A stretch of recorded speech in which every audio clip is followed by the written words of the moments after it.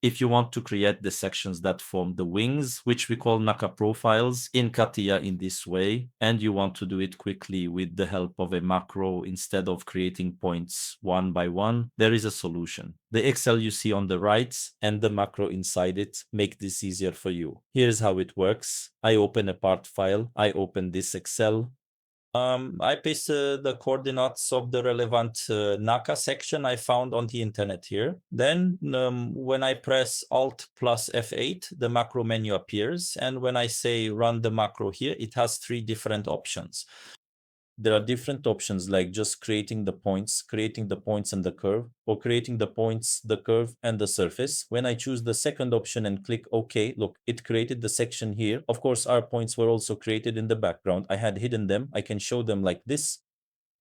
Then let's also show the surface quality and curve quality of this.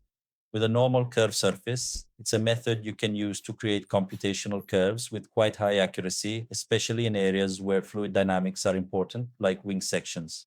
If you can't access this Excel, you can write in the comments and I can share it with you. I wish you good work.